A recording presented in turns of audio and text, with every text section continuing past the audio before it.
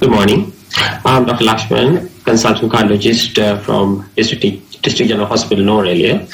And today my topic is to talk on supporting the liver and kidney injuries in critically ill cardiac patient. First of all, we'll see what makes the cardiac patient critically ill.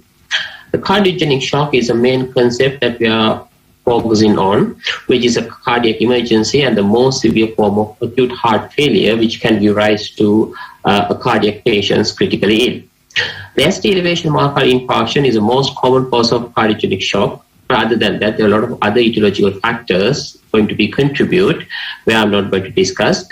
But the main focus is on STEMI can cause acute heart failure and cardiogenic shock, where it can affect the other systems as well. Regardless of etiology, the cardiogenic shock is characterized by inadequate cardiac output, which is a pump failure, where the stroke volume and cardiac output are going to be low. In addition to that, there is a venous congestion happen, which result in the congestive hepatopathy and the congestive damage to the kidneys. This diagram illustrates what happens with an ST elevation myocardial infarction or an acute coronary syndrome, where the pump failure happens, where it results in reduced stroke volume and cardiac output, as well as it increases the left ventricular end-diastolic pressure, which results in pulmonary edema. On the other hand, the venous congestion, which results in congestive liver and kidney injury. So now we focus on acute liver injury in cardiogenic shock. As I mentioned earlier, the pump failure, which is a forward flow affections, which result in less blood supply to the kidney as well as the liver, which result in ischemic liver injury. In addition to that, the pump failure itself results in venous congestions and which causes a congestive hepatopathy. As a combination of acute cardiogenic ischemic injury plus congestive hepatopathy, which results in ischemic hepatitis. So, what are the key features in the management? The patient with grade 2 encephalopathy should be transferred to the intensive care unit for monitoring because they are going to have now multi-system involvement. In addition to that, the encephalopathy progress, the protection of the airway become increasingly important because they can go into respiratory arrest, asphyxia, as well as aspiration. Coagulation parameters, especially the INR and the prothrombin time and APTT, full blood count, and the metabolic panel, which includes the blood sugar levels, should be checked frequently because they are going to have more bleeding tendency, reduced platelet count, and frequent hypoglycemia. The serum aminotransferases, which are the liver enzymes, and bilirubin should be measured very carefully and very frequent manner because these parameters are going to be abnormal time to time. So, as a nursing officer, you will be the first person who is doing the observation of the patients. The most important factors to be highlighted are early identification of the liver injury. So when you do the observations, if the patient's developing confusion, inversion of the sleep pattern, tremors, bleeding manifestations, edema and icterus, you have to suspect on whether this patient is going for acute liver injury. In addition to that, if the patient's investigations getting abnormal, like elevation of ALT, ASTs, reduced albumin, increased INR, and increased levels of gamma-glutamate transferase and alkaline phosphatase, and frequent hypoglycemia, which give an indication whether the patient is developing acute liver injury as a result of this critical ill cardiac condition. Well, so I would summarize what to be highlighted in nursing care. First, the careful observation for symptoms and signs of liver failure. And most importantly, we have to avoid constipation in patients with liver failure, as the constipation itself can push the patient into hepatic encephalopathy. And we have to look for the potential signs of infections and avoid harmful medication. Sometimes the statins can further damage the liver if the patient has already damaged liver due to ischemic hepatitis. Sometimes antiplatelet might cause more bleeding, and some antibiotics like amoxicillin can do more congestion of the liver. And the daily investigation for monitoring are important, like liver enzymes, PTINR and APTT, as well as you have to be very careful when you do a procedure in a background of bleeding tendency, like arteriovenous punctures. In addition to that, these patients are liable to have the hepatorenal syndrome, where the acute kidney injury happens as a result of acute liver injury. In addition to that, you have to deal with the family members because the development of anxiety about the patient's deteriorations, confusions, you have to break the bad news and to convey the message slowly to the family members. Well, now we'll shift into the second topic, which is acute kidney injury in cardiogenic shock. The pathophysiology is quite complex, but has some similarity to acute liver injury, which happens in acute heart failure. Basically, the acute kidney injury is defined as increasing the serum creatinine more than 0.3 milligram per deciliter, or increasing serum creatinine, which is more than 1.5 to 2-fold from the baseline, or oliguria. The important concept to be highlighted here is the cardiorenal syndrome. The pathophysiology of the cardiorenal syndrome is quite complex, where there are multiple syndromes has been described by type 1 to type 5, but most importantly, the type 1 and the type 2 cardiorenal syndromes are important. In case of cardiorenal syndrome type 1, which is an acute cardiorenal syndrome, where the abrupt worsening of the cardiac functions leading to acute kidney injury. In case of cardiorenal syndrome type 2, which is a chronic abnormalities in the cardiac functions which result in progressive and permanent chronic kidney disease. However, the mechanism is quite complex, but as a result of reduced cardiac output, venous congestions, and increased intra-abdominal pressure, and neurohormonal activation, which result in this cardiorenal syndrome. So this slide summarizes what happened in acute heart failure, where the pump fails, which results in reduced renal perfusion, increased venous pressures. Sometimes we use a lot of drugs, which include the diuretics, ACE inhibitors, and IV contrast, as well as the altered neurohormonal mechanisms, which result in this acute kidney injury. So, what are the important steps in the management of cardiorenal syndrome? The diuretic, which facilitate the urine output, inotropes, which facilitate the cardiac failure, sometimes vasopressin antagonists like tolvaptan, and finally, the ultrafiltration, which is the veno-venous ultrafiltration, which is the renal support we are giving to this patient. Well, so if you summarize, so what to be highlighted in nursing care in patient with acute kidney injury as a result of this acute cardiac injury? First of all, as I mentioned earlier, you are the one who do the observations in the first hand, where the careful observation of symptoms and signs of acute kidney injuries are utmost important, which include the strict input-output monitoring, where you are going to diagnose oliguria. And you have to be aware of hyperkalemia, where when you take ECGs, you might detect the hyperkalemic changes in ECGs. Sometimes you have to avoid harmful medications. In the background of acute kidney injury, the non-steroidal anti-inflammatory drugs, ACE inhibitors, and some antibiotic can further damage the kidneys, where you have to be cautious before giving these medications. And you have to do daily investigation for monitoring, like blood urea, serum electrolyte, and creatinine to monitor the progression of the disease. And sometimes you have to be very cautious when you do some procedures like contrast studies, coronary angiogram, PCI, CT coronary angiogram, so where you have to be very careful on having contrast. Similar to the patient with acute liver injury, the acute kidney injury might be a poor prognostic indicator of the existing pathology, where you have to be dealt with the family very carefully.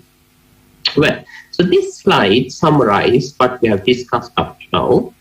So if the patient's got acute coronary syndrome, the patients can have varying damage to the myocardium, which results in pump failure, and this pump failure which results in reduced stroke volume and cardiac output, which again results in increased left ventricular interstitial pressure, which results in pulmonary edema, as well as it will damage the kidneys and liver in both ways due to reduced forward flow, as well as increased venous congestions, which result in acute kidney and liver injury, where you have to do close observations to identify these damages and to establish the appropriate management early to prevent complications. Thank you.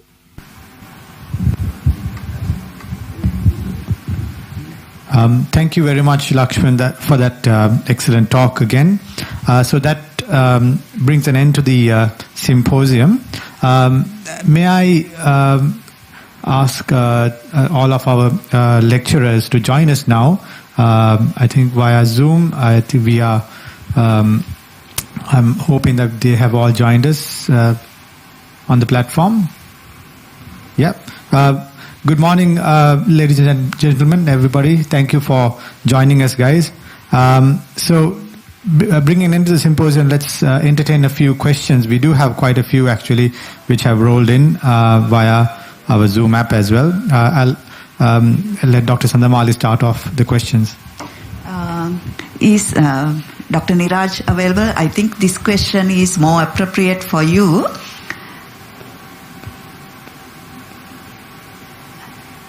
Niraj, can you hear us? Hi, I can hear you. Hello, Niraj. Hello, I can hear you. Hi, I can hear you, yes?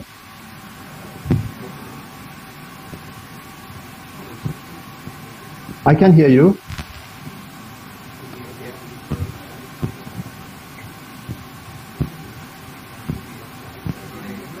Hello. Hello. Yes, Niraj.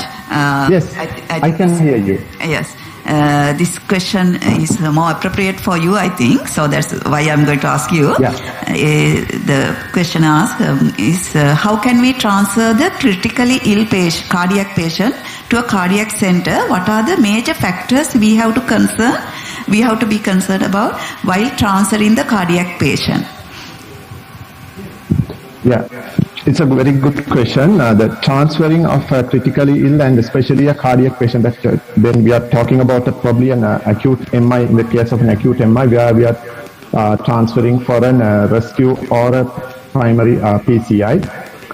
The things that you have to consider, number one would be how stable the patient from hemodynamic point of view, the pulse, the patient's pulse, blood pressure, and the rhythm that patient is in, and basically and the other supports that the patient is on for the blood pressure, hemodynamic blood pressure, and now basically the common mistakes, I would say the common mistake that we do when we are transferring a patient is that the inotropic support, whether the patient is dependent on inotropes. If so, then you should not never reduce the inotrope or stop the infusion. You have to be 100% sure that the patient is getting onto a stable rate of an inotrope infusion. And also, when it comes to the rhythm, the patient should be in a stable rhythm before transferring the patient. Say the patient has any significant bradycardia or an ongoing VT, you cannot transfer while the patient is having an unstable rhythm. First, you have to sort out the rhythm before transferring the patient to another tertiary care center. And also, say that the patient is having a significant bradyarrhythmias. Patient should be on at least, if there is no temporary pacemaker insertion facilities in your center, at least the patient should be on an external pacing so that the patient can be transferred quite safely. So we have to be 100% sure that whether the patient's pulse rate and rate is okay and the rhythm is okay and the blood pressure is stable enough to be transferred and act appropriately. In summary, it is better to make sure that ABC is in a satisfactory level. Airway, breathing and circulation. Yes, Jamala? Thank you very much, Niraj. Nimangi, are you available as well? There's a question for you. Yes, I'm here. Hi, Nimagi. Just a question. I guess in a way it's hi. Good morning. It's in a way a simple question as well. Now, what we are actually, this is something that I've seen as well in most hospitals. So, let's say a patient comes to the ETU with an acute myocardial infarction. Is it always necessary to give them oxygen? That's something that I've seen. Like when they come to the ETU, one of the first things they do the ECG and they say it's an MI. We just see that they've been just randomly put on the oxygen, nasal cannula, etc. Is that always necessary, and what is the criteria to give oxygen to these patients? So if you can maintain the patient saturation above 94% or the PO2 above 80, I don't think it's necessary to give this patient additional oxygen, because oxygen itself is a drug and it has its side effects as well. Yeah, I think that's quite important, isn't it? I think there's some trials as well that have shown that giving oxygen unnecessarily to these patients can be detrimental, and it can be actually counterintuitive as well. So, thank you very much, Nimangi. And of course, we have Dr. Aruna with us here physically. So the next question is for you, Aruna. There's a question from the audience. It says, sir, nowadays we are using new brand of noradrenaline. Is it same like the previous? Hello, good morning. It's actually you have to look for the drug brand more than the brand. Most of the time, noradrenaline comes as noradrenaline bitartrate, and it's usually 1 ml of contain. We have 2 ml vials and 4 ml vials in Sri Lanka. Most of the time, irrespective of brands, 1 ml noradrenaline contain 2 milligram of noradrenaline bitartrate, and 2 milligram of noradrenaline bitartrate equivalent to 1 milligram of noradrenaline. So make sure in your products what is the drug, it's a noradrenaline bitartrate or something else, and what is the equivalent dose of noradrenaline. There are more questions for Dr. Aruna, so let me ask one more from him. Which inotrope should we use as first line? So if a patient goes into cardiogenic shock, which one is the first you are going to consider? Most of the time we have evidence for noradrenaline, that's the drug of choice for most of the instances, but always consider heart rate as a, because sometimes if the heart rate, the noradrenaline is known to cause a little bit low heart rate. If the heart rate is low, we might have to use other things such as even bradycardia and hypotension, we might have other choices. So always consider blood pressure and heart rate, but 99% it is noradrenaline. I would just a little bit of an add-on to that, if you don't mind. I'll just ask a question to add on to that. In a patient who has Takotsubo cardiomyopathy, for example, who has cardiogenic shock, stress cardiomyopathy, which inotrope would you consider in that? Would it still be noradrenaline? It's quite, because in Takotsubo, there's an increased adrenogenic demand, the supply from the body, but not exactly, is there any evidence for the other things? I don't. It's a bit of a tricky one, isn't it? Because we don't know which one to use. It sometimes can be. We do give NORAD again, but I've seen some people who we give NORAD and they kind of deteriorate also with Takotsubo. So it's a bit of a unknown. Probably. Unfortunately, most of the inotropes have true alpha and beta. So apart from vasoconstriction, we can't achieve positive inotropic effect by any other method. So definitely we must go through these two receptors if we want to increase the inotrope and chronotropic. Yeah, thank you. Nuan, are you available as well? Yeah, Kamala. Yeah, I'm here. Hi, Nuan. Good morning. Good morning, Nuan. Actually, this is a question actually not from the virtual audience, but actually from the three of us actually, because we were listening to your talk quite interestingly actually. We noticed one gadget that you did mention, this cardiac output monitor, which we found to be quite interesting. We just wanted to know, is it actually available widely in Sri Lanka, in majority of the hospitals, and in which settings do you actually have it in? Is it all CCUs, for example, or theatres? Yeah, actually it's available in Sri Lanka, and we have used for a couple of patients as well in CCU. So the thing is, it's unfortunately it is not very widely available across Sri Lanka because of the cost factor, but it's available. There are three types basically: minimally invasive varieties, PICO, LITCO, and FlowTrack. in some ICUs we have PICO method, some ICUs LITCO, and some ICUs flow track. So we used flow track. So it's available, and it's kind of interesting because we can exactly see the hemodynamic status of the patient rather than guessing and doing. We can see the cardiac output, we can see the vascular resistance, and we can see the outflow, preload, and everything. So we can actually fine-tune our management. So it's available. Unfortunately, because the first factor, it's not freely available everywhere, but we use. Excellent. Do you know approximately how much it is? Actually, how much the cost is? Thing is, it depends on the type, because there are, as I said, there are 3 types: PICO, LITCO, and flow track, and there are some several brands in each type as well. But I'm not very sure about the exact cost, but about around 2 million up and down. So it depends anyway. Thank you. Lakshman, good morning. Are you around? Because we can't leave you out. Yeah. So just a quick question for you. Lakshman, in acute liver injury, at what level of raised liver enzyme levels would you stop statins or reduce dose? What will be your recommendation for that? Yeah. So in general, in acute acute ischemic hepatitis, usually the liver enzymes are sky high. So in general, so anybody with acute liver injury secondary to ischemic hepatitis, you will not be able to use statin at all.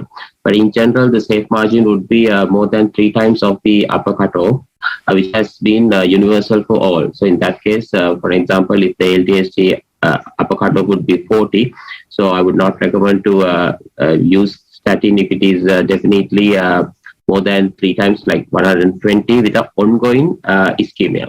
So ongoing insult is going on, so it's not been recommended. But in some cases, like in case of fatty liver disease, so you might use it, the statins, even though it is a little bit upper from the cutoff. But in the critically ill acute patients where you have the ongoing ischemia, ongoing insult is going on, so it is not been recommended if it is more than 3 times of the upper limit of normal.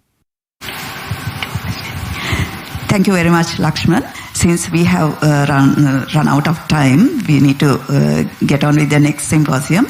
I would like to thank all of you on behalf of Sri Lanka College of Cardiology for giving us your time and support. Thank you very much. Thank you very much to all 5 lecturers for taking your valuable time